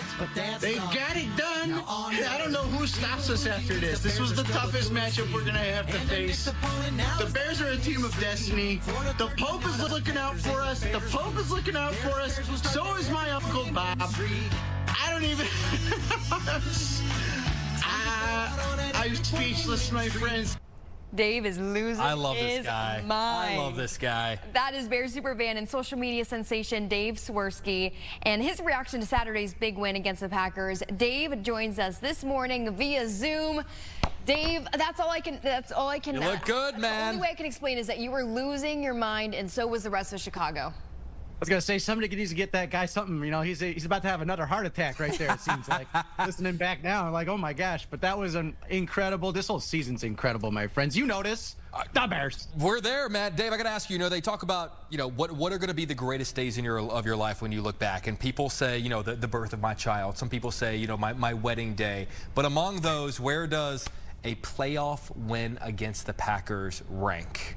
That is up there, my friend. This entire season is just each time it gets more and more magical, and even that, like the first half, we're feeling like it's just maybe not going to happen for us. And I was kind of like, well, we're ahead of schedule. I'm trying to like talk myself into it. Like we got Ben, we're ahead of schedule, and then the magic continues. I still say my Uncle Bob is looking down and trying to make this season the most magical ever. Losing him this year was awful, and this has been the silver lining to that. It was, to see the Bears really, overdo our expectations, and I don't know, it ranks up there, my friend. My wedding was within this, world of Dave Swirsky as well, so the wedding is in there as well, but, the Bears winning is also up there too, so.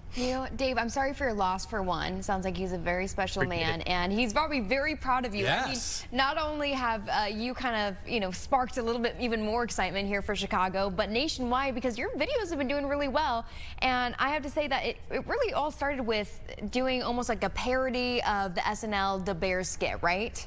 Yeah, so that's my Uncle Bob. George Wendt is who actually is the reason that I'm still doing this. I went to him when I had the idea to kind of bring this out of like a new generation of super fans, because the super fans of my youth, I was a giant fan of 90s SNL. Like all of those guys are my heroes. I was fortunate enough to meet George Wendt in life due to other opportunities behind his stash, and I kind of approached him when I wanted to do this idea, and he was all for it and became kind of the guiding light to it all. He was responding to every single video I put out, and for the last 3 years now, I've put out a parody song after every single game, done game previews before every game, and now we're at 250,000 followers and multiple millions of views every season, and it's really turning a corner, and it's been really amazing to see people out in the world that are saying that this is a very helpful thing to them to either get through the hard times when we're losing, and now to celebrate the really extremely amazing times when we're winning, and bring some joy and light to people's lives when maybe the rest of the world is not trying to put that same joy and light into their lives. So it's pretty amazing. Talk to me about some of those reactions you were just mentioning. I can't even imagine getting a reaction like that over some of the work that you're doing in regards to the Bears. Was there one reaction in particular that just made you stop and go, I can't believe that just happened? Yeah, Jimmy Fallon liked one of my songs. Wow. That was a major moment. So I had to turn off all of my notifications with social media once this kind of started to blow up, so I don't see when people interact. I jump in there and I interact when I can, but the workload of what I have put upon myself is immense, so I don't really have time to really go in there. And it just so happened that I logged into Instagram and I saw 34 seconds after he had liked one of my videos, and I was just like, that a hero of mine. Like Sandler is one of my all-time heroes, and then Fallon was right next to him because I felt like he was like the next Sandler on SNL. So for somebody like that to see my work and then to acknowledge it was, kind of beyond the pale. Wow. And I've been able to perform with Robert Smigel, who wrote the skit at the Den in Chicago, and of course having George in my corner when he was around as well. So the whole thing's a pinch me moment that's just continuing to be that. So. Well, you know what, Dave, you put in the work, because I feel like you have like hundreds of songs by now, at least more than 100, right? So yeah. I hope people were listening. That video that we played off the top before we introduced you, the music playing in the background, that's Dave. Yeah. Yeah, everything is created by me from scratch, from guitars to the protein shaker tub and egg that I use as my beat for everything, and play a pillow as a bass drum. And it kind of started as somewhat of a joke to sort of split myself into all this, these other super fan characters. Like I had kind of an outfit for each one when I first started, and now it's blown up to even more, that I usually am putting about 15 tracks at least into every audio file, and then filming it and then editing it at the end. And it's a labor of love, but it's a beast of work. Oh, so. yeah. Well, I gotta ask, you have over 100 songs by this point. I'm gonna go ahead and say that, like, this is the beginning of something special for the Bears. Like, we got a lot of seasons ahead of us where I think we're gonna be talking and have this kind of excitement into January. Is there any part of you that thinks now, maybe I should have paced myself? Yeah, pretty much. Well, I will say, so every time that we are done with a game, I have this like, come down from whatever emotion I'm feeling from that. And then it's like, oh God, what am I going to do? And every time there's kind of an overwhelming sense of, like I always feel like, I just don't have it. I have no idea. I don't know what I'm going to do. My wife kind of gives me crap about that because she's like, you say you don't have anything and then you go upstairs for 15 minutes and you have an entire song. And somehow kind of magically that does seem to be the way it goes. Like I haven't run into a place where I haven't been able to come up with something. So I do think, but we are at the beginning of a very beautiful run, I think, with Ben Johnson and Caleb and the youth we have on this team. And I think we're ahead of schedule, but I'm all for it. I am ready, my friends. If you are ready to follow, I am ready to keep leading that charge. So here we go. We're there. We are there. And you know what? You're so right. And I think the inspiration is going to flow easy to you. But how do you even come up with these? Like, it seems like I looked at your profile. I think it was last night, and it seemed like it was kind of a play on a lot of well-known songs, right? But like, I'm like, how did this guy come up with this many things? It's unreal. Like, it's unreal. I couldn't do one, and he's got over 100. It's funny because that's the question I get probably more often than not is how, and I don't really have a solid answer for anyone. Music has been a part of my life forever. It's how I've expressed myself for my entire life, ever since I started as a drummer when I was a little kid, and then that graduated. My dad played guitar, so I bought the Guitar Chords poster, and I learned how to play guitar when I was young, and that took over, and I became kind of a singer-songwriter behind the stash. I toured with some pretty amazing people as my real self, not Swirsky, and then this kind of came about later, which sort of combined everything I love to do, from acting, performance, directing, filmmaking, all of those kind of things, and then music too. So I kind of initially was sort of trying to capture that 90s era, throwback stuff like this SNL. So like a lot of Green Day, a lot of stuff from that era that was popular. But I was also trying to chase stuff that was, recognizable to people, because that clearly, like, that's what clicks with people. Like, I was a big Weird Al Yankovic fan growing up as well, and the best stuff of his was stuff where, like, you knew the song, like, Fat, and Eat It and Beat It. Like, all of those were such big things because those songs at the time, we had MTV and all the other things. I'm making myself sound ancient here, but the culture was different, and music, there were very few of them that were up on that pedestal. So Weird Al would parody the ones that everybody knew, and I feel like that's actually a little bit tougher now because everybody's sensibility is a little bit different. But truly, I have a giant list of songs that I'm adding to every day. Wow. And then I just put that on shuffle after a game. And when one lyric idea kind of clicks, I just roll with it. And the beauty of it is I don't really have enough time to overanalyze. I just have to jump into an idea once it presents like a little seed of itself in my brain, and then I just roll with it and see what I can come up with. And I usually wrestle with it for a while and make it be what it is, and then get it on, and like they say in the press conferences, then move on to the Rams. There you go. Okay, is there one song in particular that you haven't quite figured out how to use yet, but it's right there, and I cannot wait until something clicks and I can figure out how to use that song? We could help you. I mean, I don't know. You speak for yourself. Don't put me on the spot. I can't do that. Jake. There's a bunch. So there was a year, I can't remember if it was the first year I was doing this or the last year, but we almost beat the Lions, and I was going to do The Lion Sleeps Tonight. Oh, and I had the whole thing fantastic. ready to go. And it was a lesson for me because truly I don't ever have anything in mind during the game. I will start to get like little ideas maybe, but I don't ever try to predetermine anything because, the range of emotions you feel from quarter one, especially this year, to quarter four when we're done are different, and it can change and the game can change. So I really try to wait until the last whistle blows, the clock hits 0, to know like where is my heart, where is my head now, and what do I think can channel the feelings of other Bears fans with music. So there's a ton of songs that I haven't gotten to do yet. Uptown Funk by Bruno Mars is up there too, because I want to mess with the dance, but I love the goofy dancing as well. That's been a part of this too. And there's a lot. So we'll see. I've started to flex into a lot more popular music to now too, because I've started to kind of get through a lot of those 90s songs. You do 100 of them, you've kind of like ticked off. Yeah, so you tackled the 90s, like done, well done. All right, how are we feeling about Sunday? Wait, hold on. Wait, never mind, scratch that.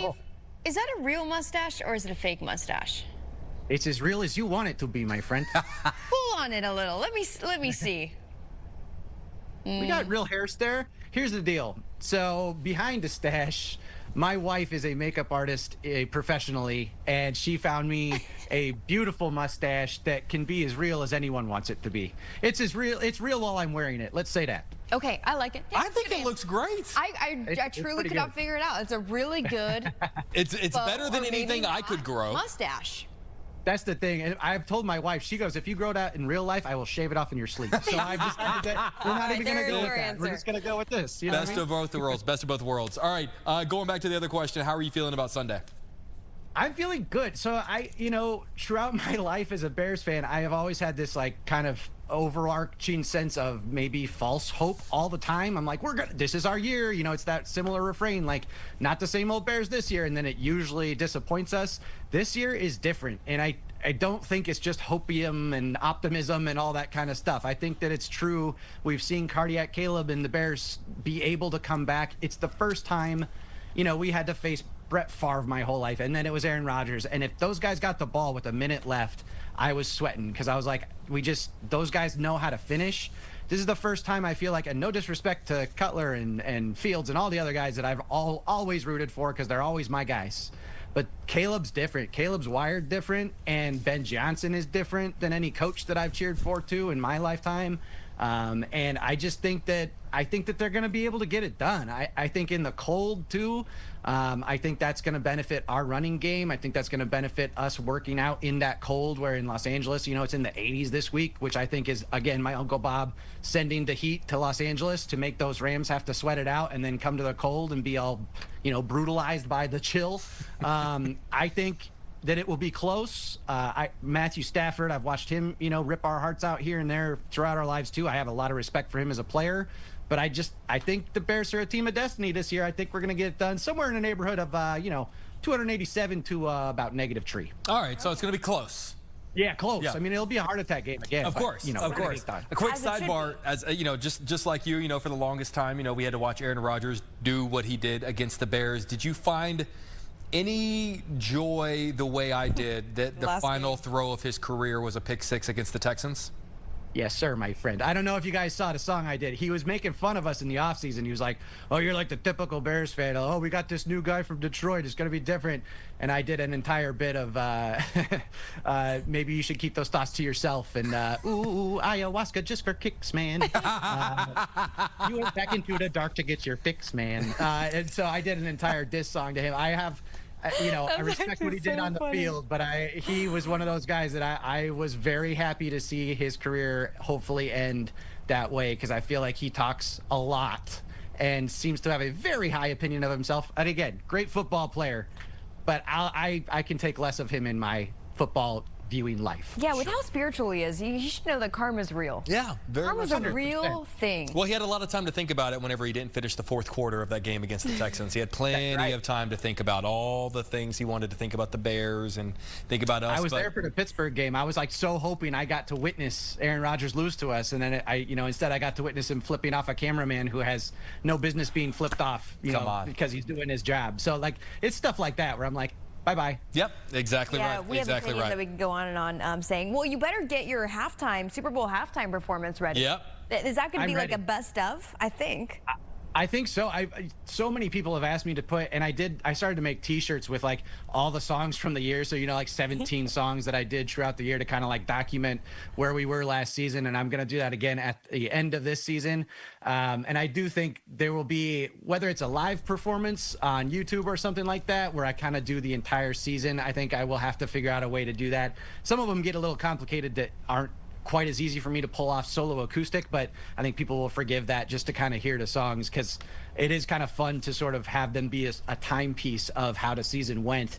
And I got to figure out a way. I need a good music lawyer that can let me actually release these for real without somebody trying to sue me or something, because they're parody songs. But I definitely want to have like a best of at the end of the season for sure. Cool. And if the halftime team wants me, I am ready. Hey, maybe and Bad Bunny. Watching. Yeah, Let's go, Bad Bunny. Let's go. I'm ready. That would be a crazy collab. Dave, one more time, where can people find you online? And then I have a favor to ask of you. Yeah, at Dave Swirsky everywhere. So TikTok and Instagram and Facebook are the big tree, and YouTube as well. And everywhere it's at Dave Swirsky. You'll be able to find the new generation of super fandom there. The big tree. Love it. Okay, Dave, here's my favor.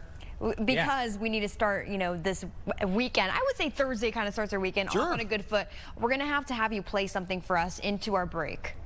All right, let's do that. I got a guitar right here. How about It was that? so nice meeting you, and I'm going to see you What a online. coincidence. He just happened to have a guitar right I there. have a couple, you know, like my friends, they're all here surrounding me. I'll play a little bit of that one from last weekend because, again, I don't know what I'm doing this weekend, but we had a good one to cheer about last weekend. So here we go. Dave, and thank you're you the for having me, best. my friend. Thank you. Handsome, she's the great. 12 heart attacks, they came. Came down to one last play. But the Bears beat Green Bay. If you count us out, just wait. Got this Iceman making place. And the Bears beat Green Bay. Got that win on Saturday. Cheese grating, soothing. Just love to see them losing. That comeback was so epic. If there's time to. Good day, Chicago.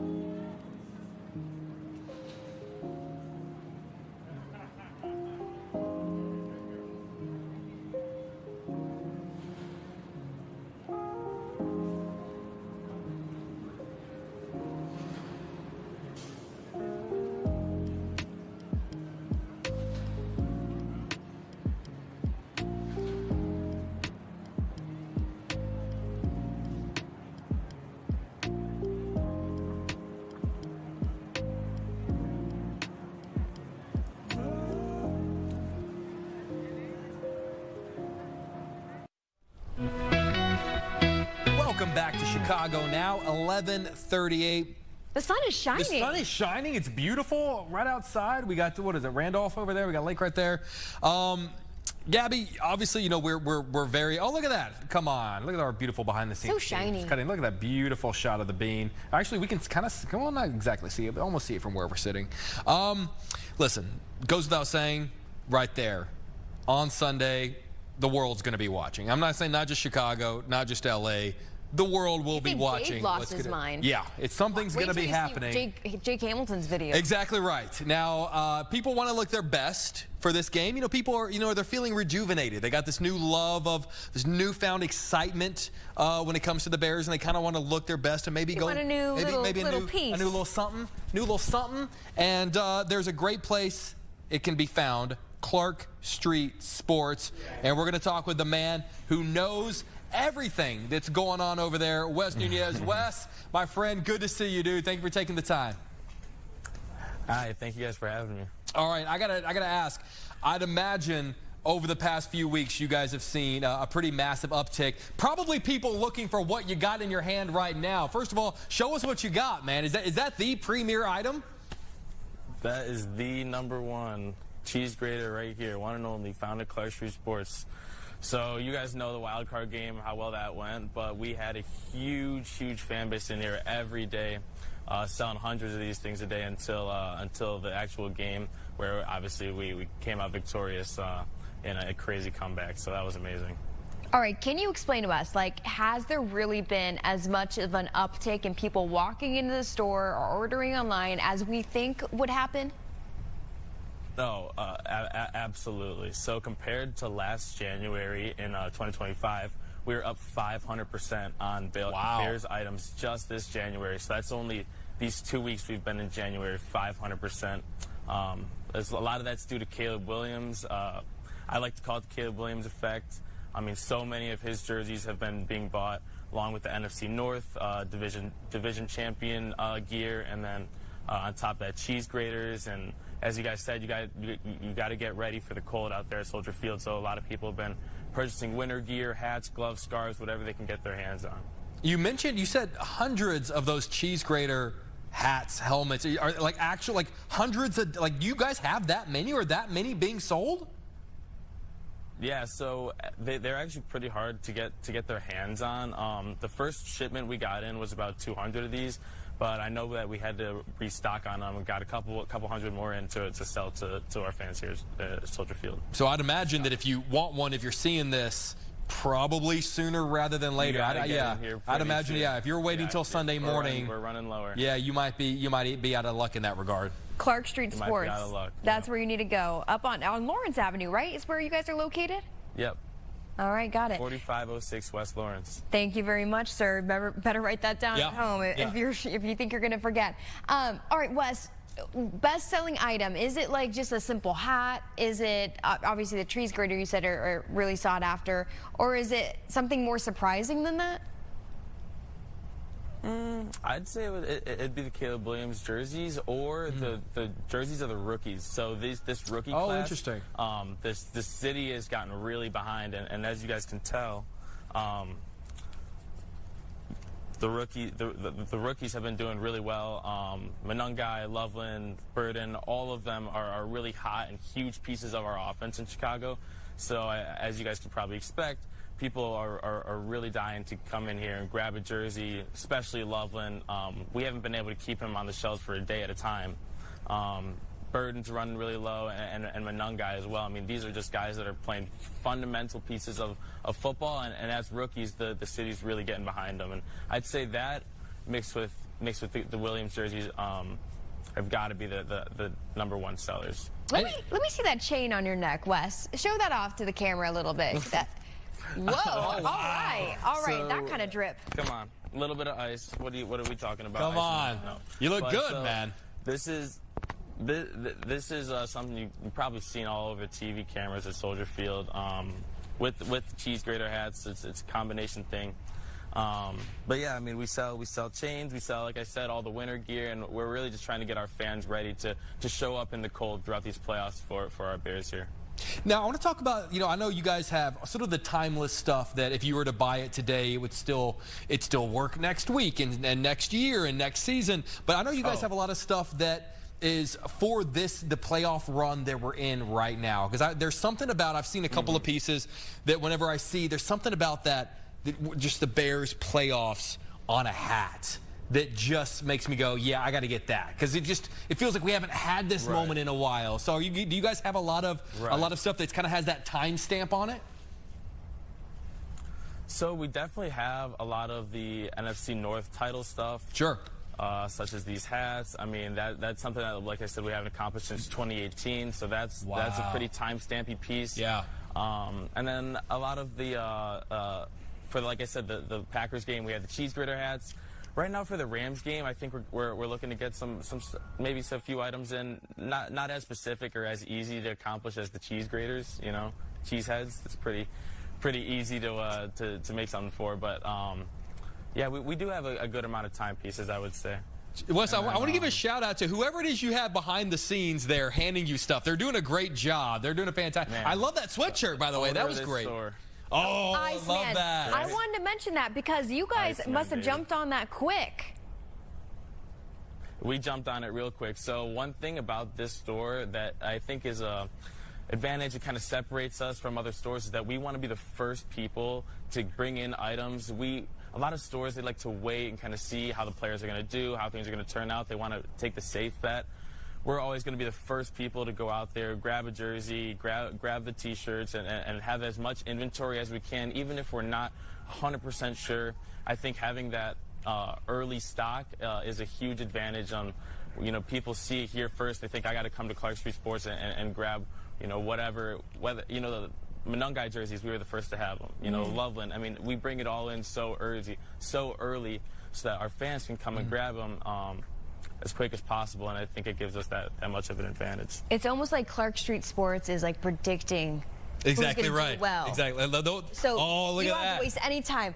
That is amazing. Now, Wes, I did not give you guys permission to use my likeness for Ben's body. What are you laughing for, Wes? Look at that. It's like looking in a mirror. It reminds me of like a WWE. Don't cut to camera one. You don't need to do that. There's no need for that. Wes, one more time, where can people find more information to find you guys? ClarkStreetSports.com. That's our website. You guys can sign up for email notifications for all the new items we're going to be bringing in. Warehouse location is on Lawrence Avenue, and we have plenty of suburb locations as well as in the Water Tower and right across from Wrigley Field at Clark Street, on Clark Street. So Clark Street Sports, right? But yeah, main location here on Lawrence Avenue, 4506. And I think it's safe to assume that I'm going to say I'm not trying to jinx anything, as the team progresses this postseason, that you guys will have more and more stuff as this train keeps rolling. Yeah. I mean, as this train keeps rolling, you're going to get more people coming behind the team, and people who haven't really been paying attention to the Bears are really going to come on board. And so you just gotta stay ready for that, stay up to stock, and keep bringing in as many items as we can for these Bears fans, throughout these playoffs. So. All right, Wes. Definitely, I'd say that's a good bet. You are the best, buddy. Thank you so much for bringing some of that stuff off. D. Gresham, he's behind the camera here, and he's our most amazing photographer. I have to say, D, zoom into that white jacket to the left side of Wes's head. That is a jacket I need, because I'm looking at Jake's, and I'm like, you know what? I need something like this. Listen, I think if D. Gresham really loved us, he would just snag a few of those. Yeah, keep pushing it, D. You never got me anything for Christmas or my birthday. So. All right, D, get away from the camera and get up. Okay, we see it. Yeah, we could now get over there and grab a few. So so I'm a boy's large, and then Gabby, what are you? I'm like an extra small, probably. So D, just get on over there, man. Thank you guys. We appreciate your time. Oh my goodness, the Bears' excitement just keeps on rolling. Wes did a great job. I don't know who Wes had right off camera behind the scenes. It was like boom. At a certain point, I was just trying to call out things just to see if they had it ready to go. Like I just wanted to see if they had it just ready to hand to them. They did a great job. We're not done yet. We have a very special Bears guest coming up out of the break. There's a good chance you've seen them, you've heard about them, but now we're going to see them live right here on Chicago Now. We'll be right back.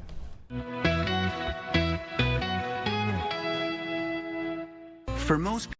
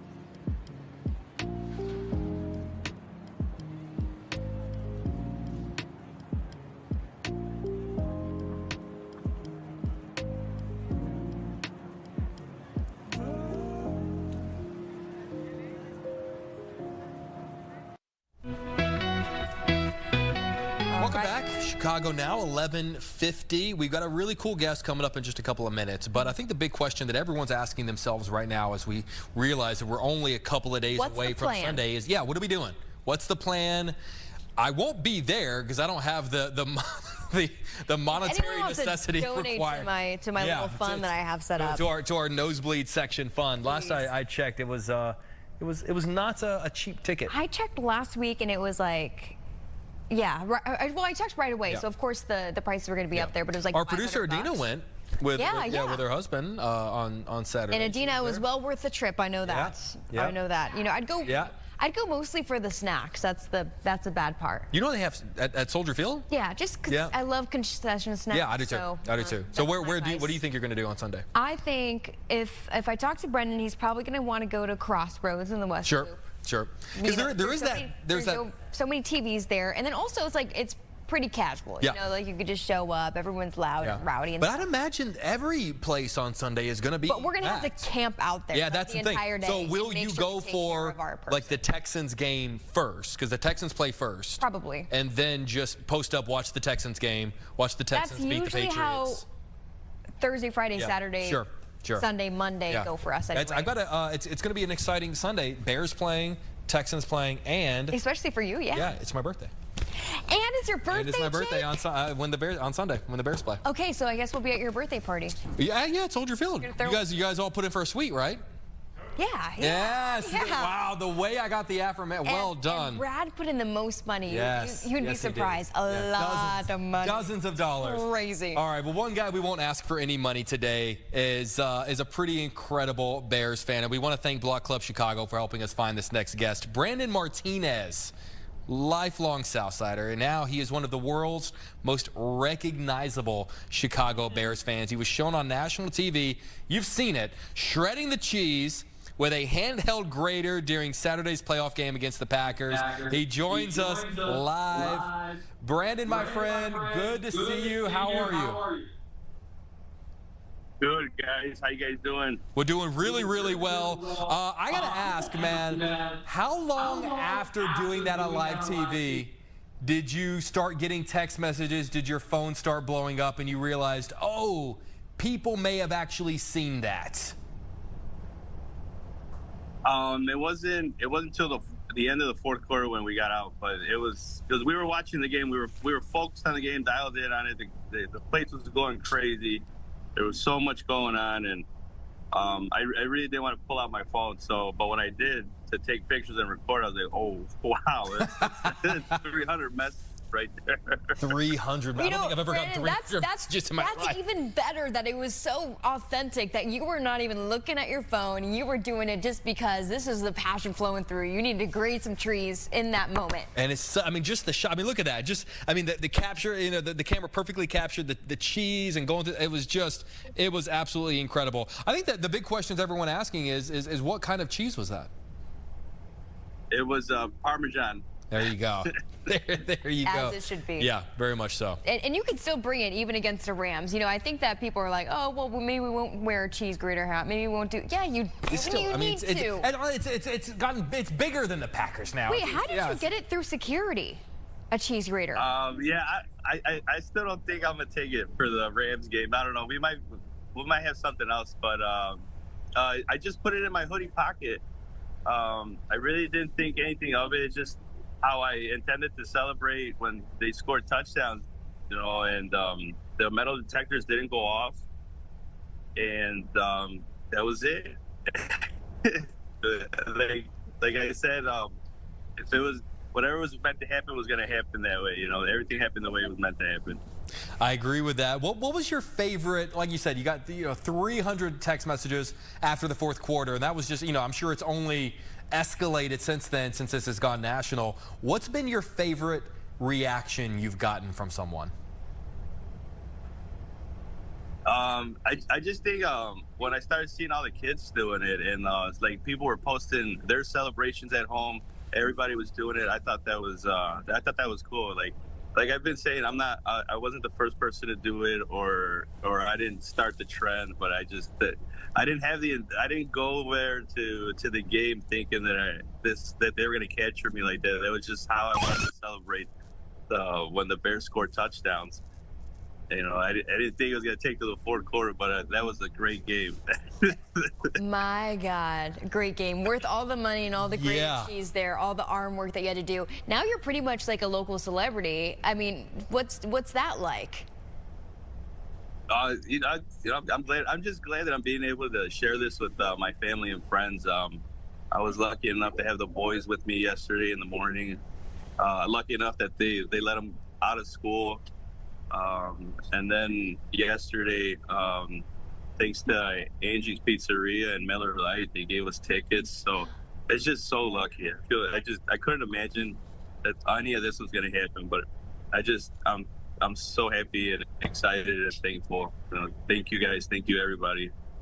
I'm waiting on like the T-shirts. I love it. They got you. You know, there's going to be like a T-shirt with you on it, like grading, like look at that image. Tell me that's not. Look at that right there. You tell me that's not perfect for a T-shirt. Yeah, well, that's what my whole family and friends are saying. My mom especially. So I told, well, you guys get to work on it. Do you guys remember the guy? Do you guys remember the guy that would go like this? Oh yeah, with the salt. Yeah. The salt guy. Yeah, if that guy, like, forget him. Yeah. Nobody wants that guy. Brandon Martinez is the new one. Though I did just get a message from our director behind the scenes that says maybe for the Rams game you should bring goat cheese, and you could grate goat cheese for. That way it's kind of tying in. You never. They might be on to you now over at. Yeah. They I guarantee you, pictures of your face are all over Soldier Field. Like that picture, they have probably plastered all over Soldier Field. Yeah, I'm sure. That's I'm a bundle up really good for Sunday's game. Before we let you go, we have to have your prediction for this Sunday and I guess the rest of the season. Yeah, the Bears all the way. Sunday scores like 1,000-3. Go Bears. We're getting these really close scores predictions from everybody. 1,000-3. You know, closer than I thought it was going to be, but that sounds right to me. We're going to play a complete game this Sunday. I think so too. We're going to start fast, you know, but we are going to have keep going fast. We're going to end fast. It's going to be perfect. Thank you so much, Brandon Martinez, lifelong Southsider, also professional, now celebrity cheese grater. What a great title that you have earned. We will see you again. We hope to have you in person next time. All right. Okay. Thank you guys so much. Thank you guys. Thank you. Thank you, everybody. Thank you. Of course. Bless you and have a great day. Yeah, definitely more Bears.